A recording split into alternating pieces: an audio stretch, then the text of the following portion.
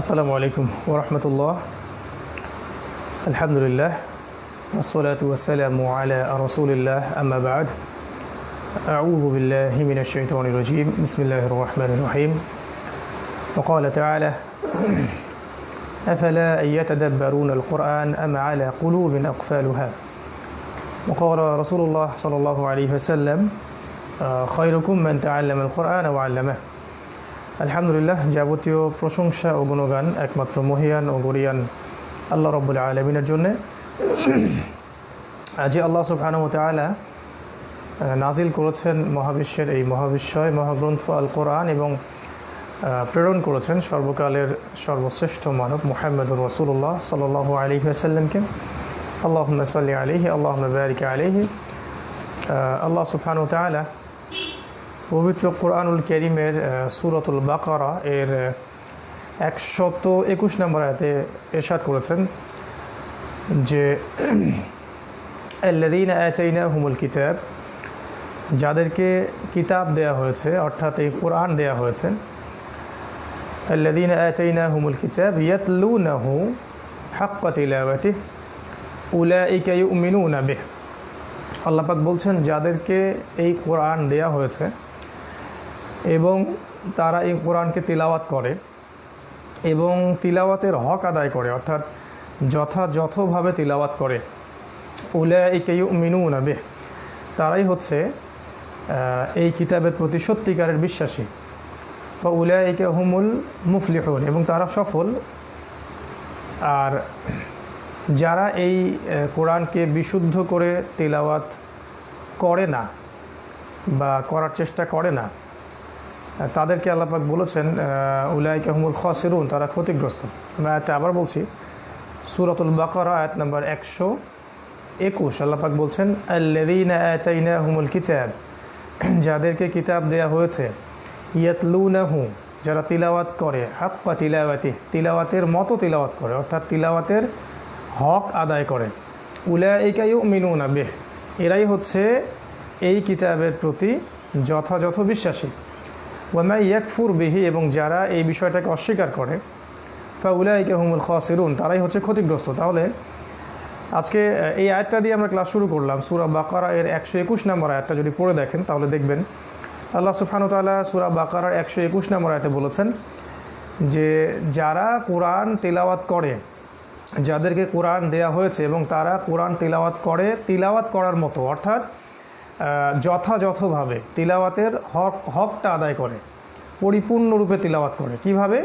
ওয়ারাতিলিল কুরআন তারতিলা, তারতিলের সাথে মদ, মাখরাজ, গুন্না, অন্যান্য যে গ্রামারগুলো আছে এগুলো জেনে বুঝে সুন্দর করে সাবলীলভাবে ধীরস্থিরভাবে তারতিলের সাথে যারা তিলাওয়াত করে, আল্লাহ পাক তাদের প্রশংসা করেছেন। আল্লাহ পাক বলেছেন তারা হচ্ছে এই কিতাবের প্রতি প্রকৃত বিশ্বাসী।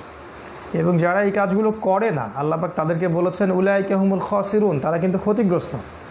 তো এই আয়াতটা তিলাওয়াত করতে গিয়ে আমাদের দৃষ্টি কেড়ে নিল। তো আয়াতটা আমরা শেয়ার করলাম আপনাদের সাথে। আর এই ধরনের কথা রাসূলুল্লাহ সাল্লাল্লাহু আলাইহি ওয়াসাল্লাম সহিহ হাদিসের মধ্যে বলেছেন। তিনি বলেছেন যে মান লাম ইয়াতাগান্না ফালাইসা মিন্না, একটা হাদিস আছে, তিনি বলেছেন রাসূল সাল্লাল্লাহু আলাইহি ওয়াসাল্লাম, যে ব্যক্তি কোরআন তেলাওয়াত করতে গিয়ে গুনাহ করে না, মানে কোরআনের যে সুললিত তারতিল এটাকে বজায় রাখে না, ফালাইসা মিন্না, সে ব্যক্তি আমাদের উম্মতের অন্তর্ভুক্ত নয়, সে ব্যক্তি আমার এই উম্মতের অন্তর্ভুক্ত নয়, he is not belongs to us anymore. এরকমও কঠিন হাদিস কিন্তু আছে। সো কোরআন তিলাওয়াত করার আগে এই যে নিয়ম কানুনগুলো সুন্দর করে শিখে নেয়, এটা যে কত ইম্পর্টেন্ট এটা নিয়ে আমাদেরকে আবারও ভাবতে হবে। কোরআন এবং হাদিসের মধ্যে অনেক দলিল আছে এগুলোর গুরুত্ব সম্পর্কে এবং এগুলোকে অবহেলা যারা করছি আমরা তাদের পরিণতি সম্পর্কে। তো আজকে এই দুইটা আয়াত, একটা হাদিস দিয়ে ক্লাস শুরু করছি আল্লাহর রহমতে। সালামুন আলাইকুম রহমতুল্লাহ। যারা জয়েন করেছেন আলহামদুলিল্লাহ, আপনারা লিঙ্কটাকে গ্রুপের মধ্যে শেয়ার করতে পারেন, এতে করে যারা এখনও জয়েন করেনি তারা ক্লাস অ্যাটেন্ড করতে পারবে। আলহামদুলিল্লাহ, আমরা রমাদান মাসব্যাপী যে আয়োজনটা করেছি ফেসবুক লাইভের মাধ্যমে, মহামান্বিত কোরআন শিখুন কোর্স নাম্বার 1 অর্থাৎ বিশুদ্ধ তিলাওয়াতের আজকে 8ম পর্ব, 8ম ক্লাস। এর আগে আমরা 7টা ক্লাস করেছি এবং আমাদের টেক্সট বইটা থেকে আমরা 46 পৃষ্ঠা পর্যন্ত পড়া কভার করেছি। আমরা আবারও টেক্সট বইটা দেখাচ্ছি। এটা আমাদের টেক্সট বই কোরআন পড়ুন একাডেমি অফ কোরআন স্টাডিজ থেকে পাবলিশ করা হয়েছে। আর এটার ইংলিশ ভার্সন ইনশাল্লাহ পাওয়া যাবে www.understandquranacademy.com ইনশাআল্লাহ। তো বিগত ক্লাসগুলোতে আমরা যা শিখেছি এক নজরে যদি বলি তাহলে সেটা হলো আমরা হরকত শিখেছি, অ্যালফাবেটসগুলো শিখেছি, এগুলোর মাখরাজ শিখেছি, মানে এগুলোর প্রোনাউন্সিয়েশন কোনটা কোথা থেকে করতে হবে এটা শিখেছি। আমরা কাসরা শিখেছি, ফাতহা শিখেছি, দম্মাও শিখেছি, মানে জবর জের পেশ এগুলো শিখেছি, এবং একই সাথে মদগুলো শিখেছি, জবরের মদ, জেরের মদ। আজকে ইনশাআল্লাহ তাআলা আমরা অষ্টম ক্লাসে এসে 47 পৃষ্ঠা থেকে পড়া শুরু করব, এবং নতুন একটা গ্রামার ইনশাআল্লাহ আজকে আপনাদের সাথে আমি শেয়ার করছি। আল্লাহর কাছে দোয়া করে নিচ্ছি আমরা, আল্লাহুম্মা জিদ লানা ইলমান বা রব্বি জিদনি ইলমান। আরেকটা দোয়া করতে পারি, রব্বি ইশরাহ লি সাদরি ওয়া ইয়াসসির লি আমরি ওয়াহলুল উকদাতাম মিন লিসানি ইয়াফকাহু কওলি।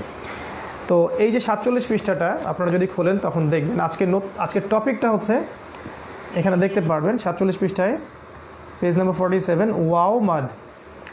ওয়াও মাদ, এর আগে আমরা আলিফ মদ শিখেছি।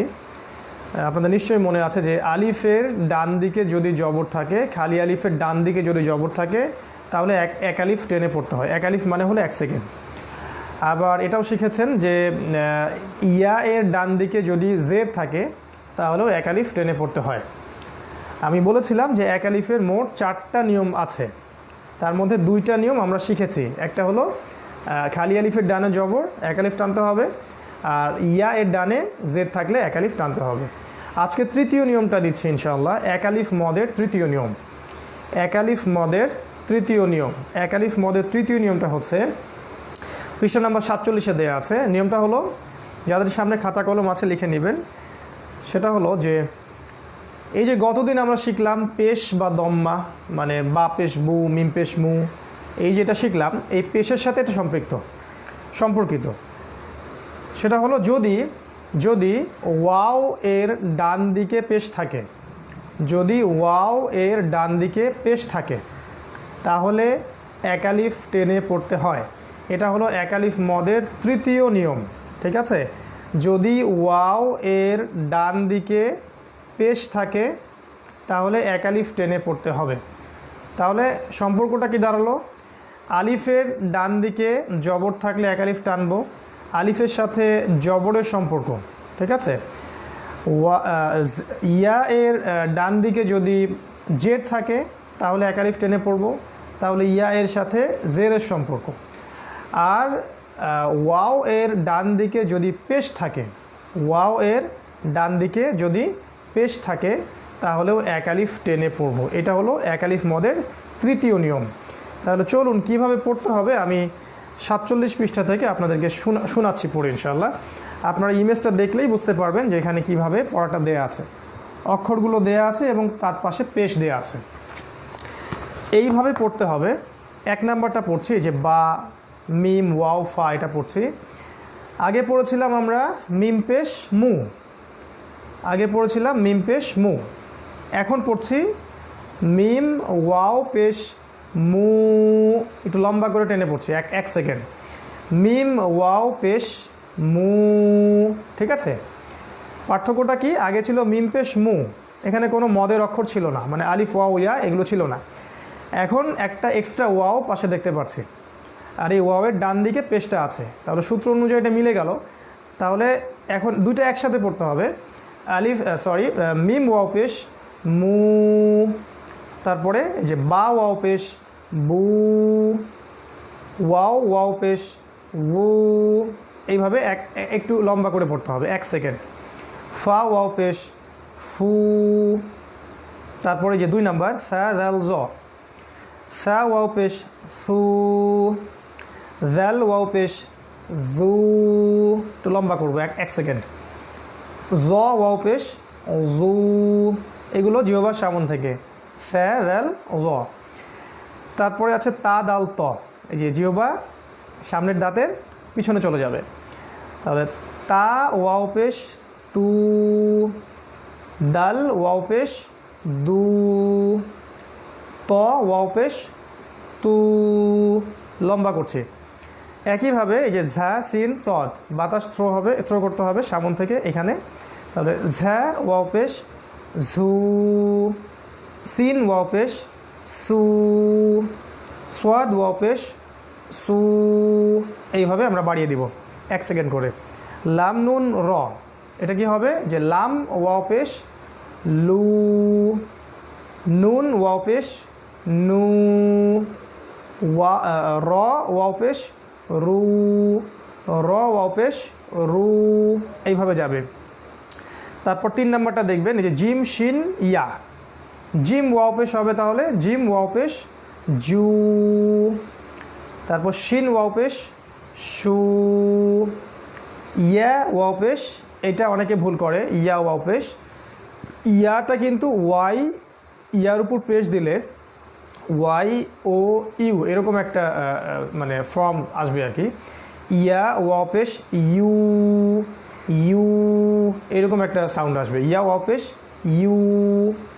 এই ওয়াও এবং ইয়া এটা অনেকেরই ভুল হয় আর কি, আমি একবার বলে দিচ্ছি যে ওয়াও জবর ওয়া, ওয়াও জের we, W E we, wow জের উই, আর ওয়াও পেশ ওউ, এই যে ওয়াও পেশ সামন থেকে ঠোঁটের এখান থেকে ওয়াও পেশ ওউ, ওয়াও পেশ ওউ। আচ্ছা, এগুলোতে মদ দিলে কি হবে, এই যে ওয়াও আলিফ জবর হয়ে যাবে ওয়া, ওয়াও ইয়াজের হয়ে যাবে উই, এই যে ওয়াও পেশ হয়ে যাবে উ, মদ দিলে এটা হবে। আর ইয়ার ক্ষেত্রে কেমন হবে, ইয়া জবর হয় ইয়া, ইয়াজের ই, আর ইয়া পেশ ইউ, ইয়া পেশ ইউ। আর মদ করলে কেমন হবে, ইয়া আলিফ জবর ইয়া, ইয়া ইয়াজের ই, ইয়া ওয়াও পেশ ইউ, পার্থক্য আছে, ঠিক আছে। আচ্ছা, তারপরে দ্বিতীয়টা হচ্ছে দদ কাফ কফ, এই যে দদ ওয়াও পেশ তাহলে কি হবে, দদ ওয়াও পেশ দু, কাফ ওয়াও পেশ কু, কফ ওয়াও পেশ আলজিবেন গোড়া থেকে কফ ওয়াও পেশ উ, উ, ঠিক আছে।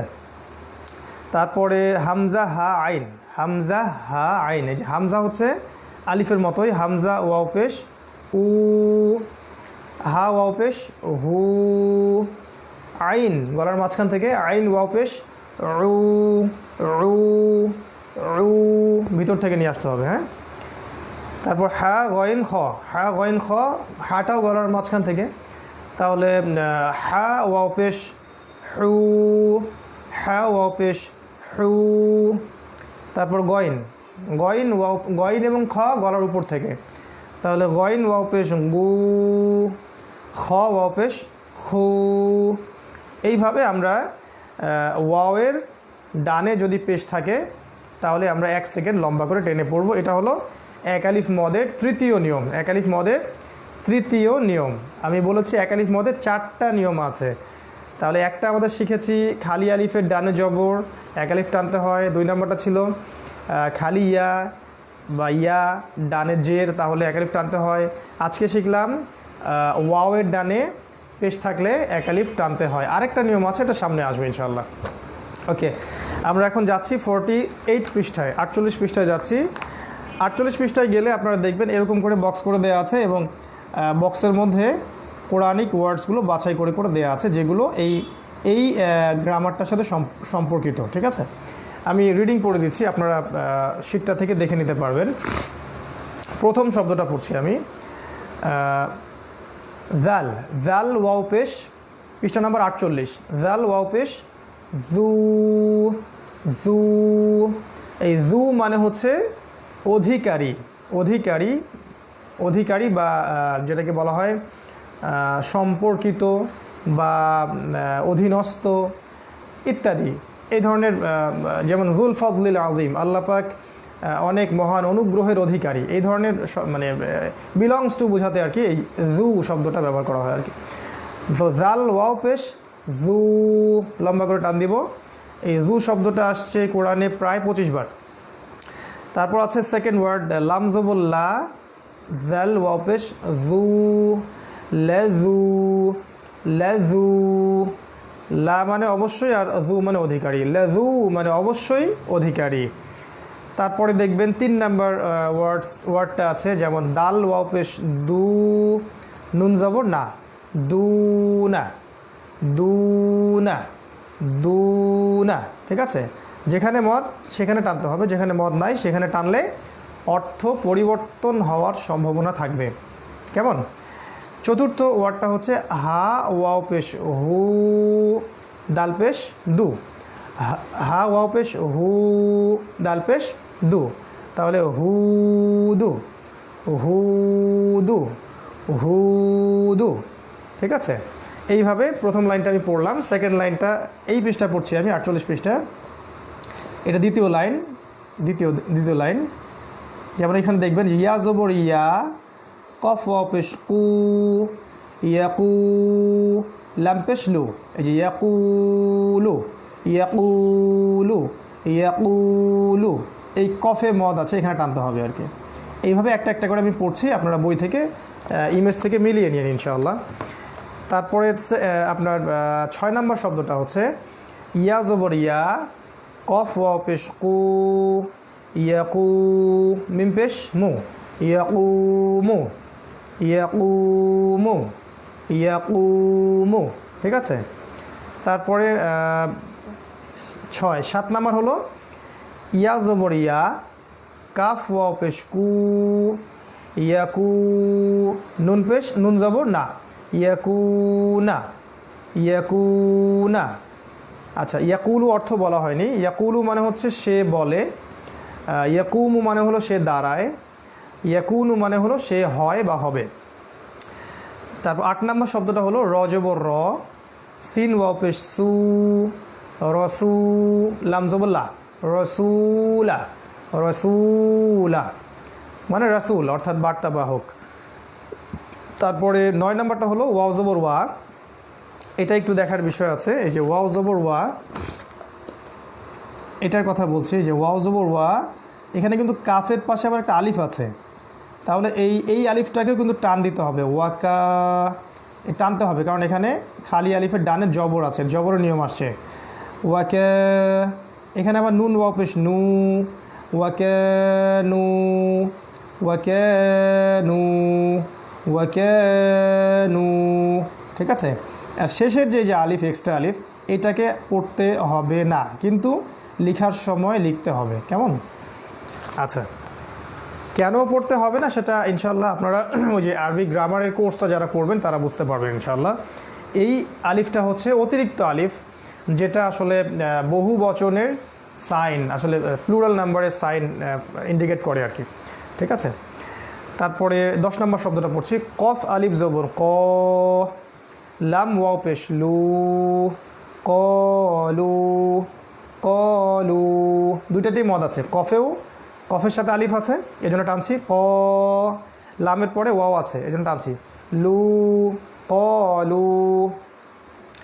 তারপরে হচ্ছে কাফ ওয়াও পেশ কু, নুন ওয়াও পেশ নু, তাহলে শব্দটা হচ্ছে কু নু, কু নু, কু নু।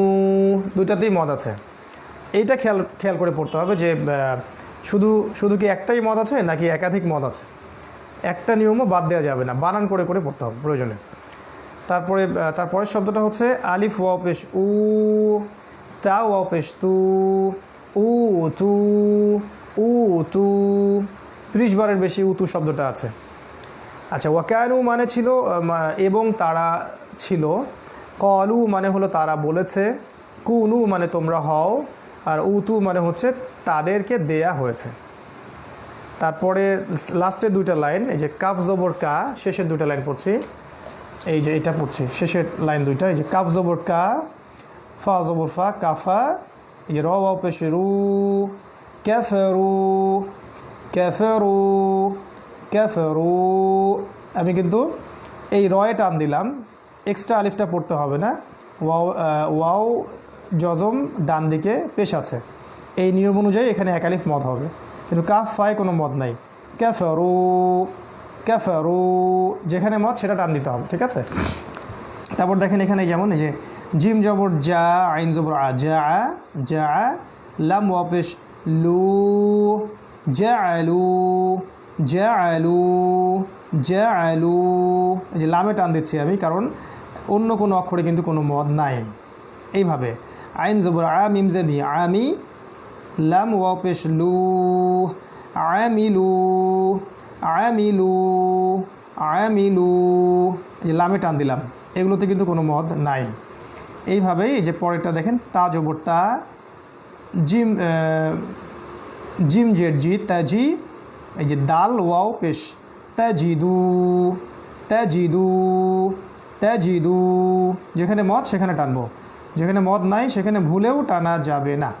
আর শেষের লাইনটা পড়ছি আমি, শেষের লাইনটা একটু বড় বড় ওয়ার্ডস আছে, দেখেন এখানে কিন্তু একাধিক নিয়ম একসাথে আসবে আর কি। যেমন প্রথম শব্দটা দেখেন, এই যে ইমেজ দেখলে বুঝতে পারবেন ইনশাআল্লাহ। এই যে ইয়াপেশ ইউ, ইয়াপেশ ইউ, র ইয়াজে রি, ইউরি, ঠিক আছে, ইউরি। এখানে কিন্তু ইয়া এর মদ আসছে, যে ইয়া এর ডান দিকে জের আছে, এই মদটা আসছে, ইউরি। আবার এখানে দাল ওয়াও পেশ দু, ইউরি দু না, দুইটা মদ আছে। এই যে ইয়া এর ডানে জের, আবার ওয়াওয়ের ডানে পেশ, খেয়াল করে পড়তে হবে। ইউরি দু না, ইউরি দু না, দুইটাতে মদ টান দিতে হবে, ঠিক আছে। ঠিক একইভাবে পরেরগুলো দেওয়া আছে, যেমন ইয়া পেশ ইউ, কফ ইয়াজের কি, ইউকি, মিম ওয়া পেশ মু, ইউকি মু না, ইউকি মু না, ইউকি মু না, ইউকি মু না। এই যে মদগুলো দেখে দেখে পড়বো ইনশাআল্লাহ। তারপরে এইভাবেই যে ইয়া জবর ইয়া, কফ ওয়া পেশ কু, ইয়াকু, লাম ওয়া পেশ লু, ইয়াকু লু, নুন জবর না, ইয়াকু লু না, ইয়াকু লু না, দুইটাতেই মদ দেখে পড়তে হবে। এরকমই শেষেরটা হচ্ছে ইয়া জবর ইয়া, কফ ওয়া পেশ কু, ইয়াকু, মিম ওয়া পেশ মু, ইয়াকু মু, নুন জবর না, ইয়াকু মু না, ইয়াকু মু না, ইয়াকু মু না। এই যে কফে টানলাম, মিমে টানলাম, খেয়াল করে পড়বো যে এখানে একাধিক মদ আছে কিনা দেখে পড়তে হবে। তো এইভাবে আমরা 48 পৃষ্ঠাটা পড়বো ইনশাআল্লাহ। 48 পৃষ্ঠায় যে নিয়মটা বেশি প্রাধান্য পেল সেটা হলো ওয়াওয়ের ডানে যদি পেশ থাকে তখন আমাকে এক আলিফ টানতে হবে। আগে শিখেছি আলিফের ডানে জবর থাকলে এক আলিফ টানতে হবে, ইয়া এর ডানে জেড থাকলে এক আলিফ টানতে হবে। এখন শিখলাম ওয়াওয়ের ডানে পেশ থাকলে এক আলিফ টানতে হবে। এক আলিফ মদের 3টা নিয়ম আলহামদুলিল্লাহ আমরা কমপ্লিট করলাম। শর্টকাট টেকনিক হচ্ছে আলিফের সাথে জবরের সম্পর্ক, ইয়া এর সাথে জেরের সম্পর্ক, আর ওয়াওয়ের সাথে পেশের সম্পর্ক। এগুলো যদি ডান দিকে থাকে তাহলে আমরা 1 সেকেন্ড বা এক আলিফ করে টান দিয়ে পড়বো ইনশাআল্লাহ তাআলা। তো এর মধ্য দিয়ে আমরা কিন্তু এক আলিফ মদের 3টা নিয়ম শেষ করলাম, 48 পৃষ্ঠাটা শেষ করলাম। আমি 49 পৃষ্ঠাটাতে যাব, তবে 49 পৃষ্ঠাটা আমি আপনাদেরকে হোমওয়ার্কস দিচ্ছি। 49 পৃষ্ঠাটা আপনাদেরকে হোমওয়ার্কস দিচ্ছি এই কারণে যে 49 পৃষ্ঠায় গিয়ে দেখবেন লেখা আছে এই যে 13 থেকে 18 পাঠের পুনরালোচনা। মানে এই পর্যন্ত আপনারা যা শিখেছেন, এই পর্যন্ত আপনারা যতগুলো আর কি আপনার নিয়মগুলো শিখলেন এই পর্যন্ত, এই যে 47 পৃষ্ঠা পর্যন্ত এই সবগুলো নিয়ম একসাথে করে এই অনুশীলনীটা দেয়া আছে। এটা আপনাদের একটা টেস্ট, আপনাদের একটা পরীক্ষা। এই পৃষ্ঠাটা আপনাদেরকে নিজেদেরকে বানান করে করে সুন্দর করে পড়তে হবে। পড়ে অবশ্যই আমাকে ইনবক্সে অডিও করে পাঠাবেন, আমি শুনবো যে কার পড়া কেমন হচ্ছে। এই পৃষ্ঠাটা আপনাদের জন্য আমি হোমওয়ার্কস দিচ্ছি, পৃষ্ঠা নাম্বার 49। আগে যে নিয়মগুলো শিখেছেন সেগুলো দিয়েই শব্দ তৈরি করা আছে এবং এগুলো প্রতিটাই কোরআনিক ওয়ার্ডস, যেগুলো অর্থসহ আপনাদেরকে মুখস্থ করতে হবে, ঠিক আছে। তো 49 পৃষ্ঠা পর্যন্ত আজকে আমরা পড়াটা স্টপ করছি। ইনশাআল্লাহ আগামীকালকে আমরা 50, 51, 52 এবং 53, 54 পৃষ্ঠা পর্যন্ত ইনশাআল্লাহ আমরা পড়ার চেষ্টা করব। আল্লাহ রাব্বুল আলামিন আমাদের প্রত্যেককে বিশুদ্ধ করে আল কোরআন তিলাওয়াত করার তৌফিক এনায়েত করুন। কারো যদি কোনো প্রশ্ন থাকে আপনারা ইনবক্সে আমাকে জানাবেন, প্লাস যদি এখনও কোনো প্রশ্ন থাকে আপনারা এখানে জানাতে পারেন। আর আরেকটা বিষয় আমি বারবার বলছি যে লিখতে হবে, খাতায় লিখতে হবে, দেখে দেখে লিখতে হবে, তাহলে আপনার অক্ষর চেনাটা খুব সহজ হয়ে যাবে এবং যারা লিখছে তারাই বুঝতে পারবে যে এর বেনিফিটটা কত বেশি। যদি আপনি লিখতে পারেন তাহলে আপনি খুব সহজেই নিয়মগুলো ধরতে পারবেন ইনশাআল্লাহ তাআলা। তাহলে আজকে আমরা মোটামুটিভাবে 49 পৃষ্ঠা পর্যন্ত শেষ করলাম। ইনশাআল্লাহ তাআলা আমরা আগামীকাল 50, 51, 52, 53 এবং 54 পৃষ্ঠা পর্যন্ত শেষ করব ইনশাআল্লাহ আযজা ওয়া জাল। আল্লাহ পাক সেই পর্যন্ত আমাদের সবাইকে সুস্থ রাখুন, ভালো রাখুন, নিরাপত্তা দান করুন। বেশি বেশি করে আল্লাহ রাব্বুল আলামিন আমাদেরকে এই রমাদানে কোরআন তিলাওয়াত করার তৌফিক দান করুন, আমাদেরকে কোরআন গবেষণা করার তৌফিক দান করুন, কোরআনের ভাষা বোঝার তৌফিক দান করুন, কোরআনের আলোয় আমাদের জীবনগুলোকে গড়ার তৌফিক দান করুন। স্পেশালি কোরআনের এই শিক্ষাগুলোকে যে যার অবস্থান থেকে আমরা অন্যের কাছে প্রসার করব এবং শিক্ষাটা ছড়িয়ে দিব, এটা আমাদের উপর ফরজ এবং ওয়াজিব দায়িত্ব। আল্লাহ পাক যেন এটাও আমাদেরকে করার তৌফিক এনায়েত করেন, আমিন। এই বলে আজকের ক্লাস আমি শেষ করছি। তবে শেষ করার আগে বরাবরের মতোই আমরা ছোট্ট একটা আমল নিয়ে কথা বলে থাকি প্রতিটা ক্লাসেই। তো আজকে আমি একটা আমল নিয়ে কথা বলতে চাচ্ছি, সেটা হলো সলাতুদ দুহা। সলাতুদ দুহা, যেটার নাম অনেকে ওই চাষতের সলাতও বলেন, অনেকে কেউ আবার এটাকে ইশরাকও বলেন। যেটাই হোক, এই ইশরাক, দুহা, এই বিষয়টার মধ্যে আসলে খুব বেশি পার্থক্য নাই। একটু আর্লি পড়লে সেটাকে ইশরাক বলা হয়, আর একটু ডিলে করে পড়লে সেটাকে আসলে দুহা, সলাতুদ দুহা বা ফার্সি ভাষায় চাষতের নামাজ বলে আর কি। তো আমি প্রথমে ফজিলতটা বলছি যে যারা নিয়মিত সলাতুদ দুহা আদায় করেন, সলাতুদ দুহা নিয়মিত আদায় করেন মিনিমাম 2 রাকাত, তাদের রিজিকের মধ্যে, এবং রিজিক বলতে শুধু টাকা পয়সা বোঝাচ্ছি না, রিজিক বলতে কিন্তু শুধু টাকা বোঝানো হয় না। তাদের রিজিক বলতে আমাদের মেধা, আমাদের অর্থ, আমাদের সম্পদ, আমাদের ঈমান, আমাদের ইসলাম, দুনিয়ার কল্যাণ বা হাসানা, পরকালের আল্লাহ প্রদত্ত নিয়ামত, ইভেন নেককার স্ত্রী, নেককার স্বামী, সুসন্তান সন্ততি, ভালো একটা ব্যবসা, ভালো একটা চাকরি বা যেটাই হোক, এই সমস্ত বিষয়গুলোই কিন্তু রিজিকের অন্তর্ভুক্ত। ইভেন আমাদের তাকদীর আমাদের রিজিকের অন্তর্ভুক্ত। তো এই যে চাষতের সলাতটার কথা বলছি বা সলাতুদ দুহা বা ইশরাকের নামাজ যেটাই আপনি বলেন, এটা যারা নিয়মিত পড়ার চেষ্টা করে, আল্লাহ রাব্বুল আলামিন তাদের রিজিকের মধ্যে তার পক্ষ থেকে বারাকা দান করেন, বরকত দান করেন।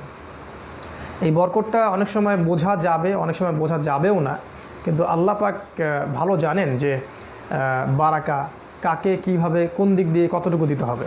ঠিক আছে, অনেক সময় আমরা হয়তো বুঝতে নাও পারতে পারি, কিন্তু বারাকা হয়ে গেছে হয়তো আমরা বুঝতে পারিনি। তো যাই হোক, এই সলাটটার ফজিলত সম্পর্কে রাসূল সাল্লাল্লাহু আলাইহি ওয়াসাল্লাম আরও বলেছেন যে প্রত্যেকটা আদম সন্তান, মানে প্রতিটা আদম সন্তান যখন ঘুম থেকে ওঠে, তখন প্রত্যেকটা আদম সন্তান যখন ঘুম থেকে ওঠে, আমি প্রশ্নটা বুঝতে পারিনি, না আচ্ছা আমি বুঝতে পারছি, আমি পরে অ্যান্সার করছি। আমি আগে হাদিসটা বলে নিচ্ছি যে প্রতিটা আদম সন্তান, আল্লাহ রাসূল সাল্লাল্লাহু আলাইহি ওয়াসাল্লাম বলেছেন প্রত্যেক আদম সন্তান যখন ঘুম থেকে ওঠে, তখন তার এই যে পুরো বডির যে জোড়গুলো আছে, যে গিটগুলো আছে, প্রত্যেকটা গিটের উপরেই একটা করে সদকা করাটা তার উপর ওয়াজিব হয়ে যায়। এটা আল্লাহ পাক যে আমাদেরকে সুস্থতার সাথে বা প্রাণটা আবার দেহে ফিরিয়ে দিলেন, এর শুকরিয়া স্বরূপই আসলে এটা আমাদের উপর বর্তিত হয়ে যায়। আর আল্লাহ রাসূল সাল্লাল্লাহু আলাইহি ওয়াসাল্লাম বলেছেন জোর আছে মোট 360টা। তিনি কোনো মেডিকেল ডক্টর ছিলেন না, তারপরেও তিনি বলেছেন আল্লাহর ওয়াহি থেকেই যে 360টা জোড়া আমাদের দেহে আছে। সত্যিকার অর্থে তিনি সবচেয়ে বড় মেডিকেল ডক্টর ছিলেন যদি আমরা ওই সেন্সে ধরি, কিন্তু অ্যাজ এ নবী তিনি আল্লাহর ওয়াহি নিয়ে কথা বলতেন। আল্লাহ পাক তাকে জানিয়ে দিয়েছিলেন যে আমাদের শরীরের মধ্যে 360টা জোড় আছে। আর রাসূল সাল্লাল্লাহু আলাইহি ওয়াসাল্লাম বলছেন 360টা জোড় এর সমান অনুপাতে সদাকা করাটা আমাদের উপরে প্রতিদিন ফরজ হয়ে যায় বা ওয়াজিব হয়ে যায়। তো রাসূল সাল্লাল্লাহু আলাইহি ওয়াসাল্লাম যখন এটা বললেন, তখন সাহাবীরা তো অনেকে একটু আশঙ্কাও বোধ করলেন যে এতগুলো সাদাকা আমরা কেমন করে করতে পারি একদিনে। তখন তিনি বলে দিলেন যে প্রত্যেকবার সুবহানাল্লাহ বলাও একটা সাদাকা, প্রত্যেকবার আলহামদুলিল্লাহ বলা একটা সাদাকা, প্রত্যেকবার আল্লাহু আকবার এটা বলা একটা সাদাকা, লা ইলাহা ইল্লাল্লাহ বলা একটা সাদাকা, লা হাওলা ওয়ালা কুওয়াতা ইল্লা বিল্লাহ এটা বলা একটা সাদাকা, বা কাউকে ভালো কাজের আদেশ করা সাদাকা, কাউকে মন্দ কাজে নিষেধ করাটা একটা সাদাকা, কোনো রাস্তায় কোনো কি বলবো যে কষ্টদায়ক কিছু পড়ে আছে এটাকে তুলে সরিয়ে দেওয়াটাও সাদাকা, প্রতিটা ভালো কাজই কিন্তু সাদাকা। ঠিক আছে, ইভেন স্ত্রীর মুখে যদি খাবার কেউ তুলে দেয়, কোনো স্বামী বা স্বামীর মুখে স্ত্রী যদি খাবার তুলে দেয়, ইসলামে বলা হয়েছে সেটাও একটা সাদাকা, সুবহানাল্লাহ। তো এইভাবে তিনি ব্যাপারটাকে সহজ করে দিলেন এবং তিনি বললেন শেষে, হাদিসের শেষ অংশে, যে যারা এগুলো কোনোটাই করতে পারবে না কিন্তু শুধুমাত্র 2 রাকাত সালাত আদায় করবে, কখন? দুহার সময়, মানে আমাদের বাংলাদেশ বা যে আমাদের ক্লক যেটা আছে, এই ক্লকের টাইমে ধরে নেন যে 6টা থেকে, মানে সূর্য ওঠার পর থেকে 10টা 10:30 পর্যন্ত, এই যে সময়টুকু, এই যে 6টা বা 5:30 বা 6টা থেকে যে 10টা 10:30 এই টাইমটুকু আছে, এই টাইমটুকুর মধ্যে যারা 2 রাকাত সালাত পড়বে, এই সময়টুকু বলা হয় দুহার সময়। মানে দুহা মানে সূর্য একটু উত্তপ্ত হয় আর কি, এটাকে দুহা বলা হয়। কোরআনে একটা সূরা আছে, ওয়া দুহা ওয়াল লাইলি ইযা সাজা। তো যারা এই সময়টুকুর মধ্যে মাত্র 2 রাকাত সালাত আদায় করবে, আল্লাহ রাসূল সাল্লাল্লাহু আলাইহি ওয়াসাল্লাম বলছেন তাদের ওই যে 360টা সাদাকা যার ওয়াজিব হয়ে আছে শরীরের উপরে, এটা আদায় হয়ে যাবে ইনশাআল্লাহ। মাত্র 2 রাকাত সালাতের বদৌলতে এই পুরো হুকুমটা পালন হয়ে যাবে ইনশাআল্লাহ। আর এটাকে যদি আমরা ফজরের সালাতের পর, এই যে সূর্যটা উঠে গেল, এই সূর্য ওঠার কিছুক্ষণ পর পরই, তাহলে সেটাকে ইশরাকের নামাজ বলা হয় আর কি। আর যদি আমরা এটাকে একটু ডিলে করে পড়ি, 8টার দিকে, 9টার দিকে বা 10টার দিকে, এটাকে তখন বলা হয় সলাতুদ দুহা। দুইটা সলাতই একই সলাত, যে কোনো সূরা দিয়েই পড়া যায়, নর্মাল নফল সলাতের মতোই। কেউ 2 রাকাত পড়তে পারেন, কেউ 4 রাকাত পড়তে পারেন। আল্লাহ রাসূল সাল্লাল্লাহু আলাইহি ওয়াসাল্লাম 8 রাকাত পর্যন্ত পড়েছেন, 8 রাকাত পর্যন্ত পড়েছেন। তো মিনিমাম 2, ম্যাক্সিমাম 8 পর্যন্ত আপনারা পড়তে পারেন। আর দুইটাই পড়তে হবে এমনটা না, চাইলে আপনি দুটোই পড়তে পারেন, কোনো সমস্যা নাই, কিন্তু মিনিমাম একটা যেন আমরা করতে পারি প্রতিদিন। আল্লাহ পাক এই তৌফিক আমাদেরকে দান করুন। এর ফলে যা হবে যে আমরা প্রতিদিন, প্রত্যেক দিন হোক আমরা ধনী হই বা গরিব হই বা আমাদের স্ট্যাটাস যাই হোক না কেন, আমরা কিন্তু প্রত্যেক দিন 360টা করে সদকা করার নেকি পেয়ে যাবো ইনশাআল্লাহ। এটা কিন্তু কোটি কোটি বড় লোকদের ভাগ্যেও সৌভাগ্য নসিব হবে না। অনেক গরিব মানুষ কিন্তু এগুলো করার মধ্য দিয়ে ব্যাপক সদাকার নেকি নিয়ে আল্লাহ পাকের কাছে পরকালের মাঠে উঠবে ইনশাআল্লাহ তাআলা। তো আল্লাহ রাব্বুল আলামিন রমাদানে এই আমলগুলো আমাদেরকে একটু ধরতে পারার তৌফিক আল্লাহ পাক দান করুন, এবং সারা বছর যেন আমরা প্রতিদিন না হোক, অ্যাটলিস্ট সপ্তাহে 3 দিন 4 দিন এটা যেন আমরা কন্টিনিউ করতে পারি। আল্লাহ পাক সেই তৌফিক আমাদেরকে দান করুন। এটা ছিল আজকের আমাদের মোটিভেশনাল টিপস। আমরা আজকে ক্লাস শেষ করছি পৃষ্ঠা নাম্বার 49 পর্যন্ত। আমি 48 পর্যন্ত পড়িয়ে দিয়েছি। 49 পৃষ্ঠাটা আপনারা নিজেরা বাসায় পড়বেন, এটা হোমওয়ার্ক থাকলো, এবং এটা একটা টেস্টের মতো, এটা আমি আপনাদের কাছে পড়াটা নিব ইনশাআল্লাহ তাআলা। আর দুঃখজনক হচ্ছে সব ভাইরা পড়া দিচ্ছেন না, কিন্তু বোনরা মাশাআল্লাহ পড়া দিচ্ছেন, মাশাআল্লাহ। আল্লাহ পাক তাদেরকে বারাকা দান করুন। আমরা সবাই একটু সিনসিয়ার হই, কারণ আমরা মাত্র একটা মাসের জন্য এই কোর্সটা করেছি। যদি মাসটার শেষে আমরা আমাদের উদ্দেশ্য অর্জনে ব্যর্থ হই, তাহলে আসলে আমাদের কষ্টগুলো কিন্তু 100% আমরা ফলাফল পাচ্ছি না। তাই আল্লাহ পাক আমাদের সবাইকে একটু সিনসিয়ার হওয়ার তৌফিক দান করুন, একটু কষ্ট করার তৌফিক দান করুন, এবং আল্লাহর কিতাব শেখার জন্য আমাদের জানমাল, সময়, শ্রম, মেধাগুলোকে ব্যয় করার আল্লাহ পাক তৌফিক আমাদেরকে দান করুন। আল্লাহুম্মা আমিন। এই বলে আজকের ক্লাস আমরা শেষ করছি। সুবহানাকা আল্লাহুম্মা ওয়া বিহামদিকা আশহাদু আল্লা ইলাহা ইল্লা আনতা আস্তাগফিরুকা ওয়া আতুবু ইলাইক। আসসালামু আলাইকুম ওয়া রাহমাতুল্লাহি ওয়া বারাকাতুহু।